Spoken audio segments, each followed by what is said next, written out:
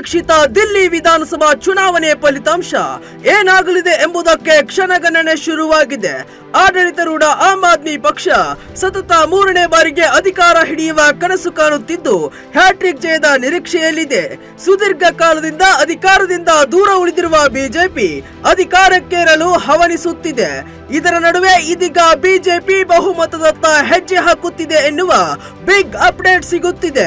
ಕಳೆದ 27 ವರ್ಷದಿಂದ ಅಧಿಕಾರದ ಗದ್ದುಗೆ ಹಿಡಿಯಲು ಹವಣಿಸುತ್ತಿರುವ ಬಿಜೆಪಿ ಬಹು ವರ್ಷಗಳ ಕನಸು ನನಸು ಮಾಡಿಕೊಂಡು ಮುನ್ನುಗ್ಗುತ್ತಿದೆ. ಪ್ರಸ್ತುತ ಬಿಜೆಪಿ 38 ಸೀಟು ಪಡೆದುಕೊಂಡು ಆರಂಭಿಕ ಹಂತದಲ್ಲಿ ಭರ್ಜರಿ ಮುನ್ನಡೆ ಸಾಧಿಸಿದೆ. ಆಪ್ 20 ಸ್ಥಾನಗಳನ್ನ ಪಡೆದುಕೊಂಡು ಹಿನ್ನಡೆ ಅನುಭವಿಸುತ್ತಿದೆ. ಇನ್ನು ಕಾಂಗ್ರೆಸ್ ಕೇವಲ ಒಂದೇ ಒಂದು ಸೀಟು ಮಾತ್ರ ಪಡೆದುಕೊಂಡಿದೆ. ದೆಹಲಿಯಲ್ಲಿ ಕಮಲ ಕಿಲಕಿಲ ಎನ್ನುವುದು ಇದೀಗ ಸ್ಪಷ್ಟವಾಗುತ್ತಿದೆ. ಆದರೆ ಕೊನೆಗೆ ಏನಾಗಲಿದೆ ಫಲಿತಾಂಶ ಎನ್ನುವುದನ್ನ ಕಾದು ನೋಡಬೇಕಾಗಿದೆ.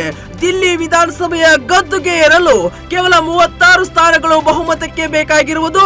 ಪ್ರಸ್ತುತ ಇದೀಗ ಬಿಜೆಪಿ 38 ಸ್ಥಾನಗಳನ್ನ ಗೆದ್ದು ಮುನ್ನಡೆಯಲ್ಲಿದೆ. 20 ಸ್ಥಾನಗಳನ್ನ ಗೆದ್ದಿರುವ ಆಪ್ ಹಿನ್ನಡೆ ಅನುಭವಿಸುತ್ತಿದೆ.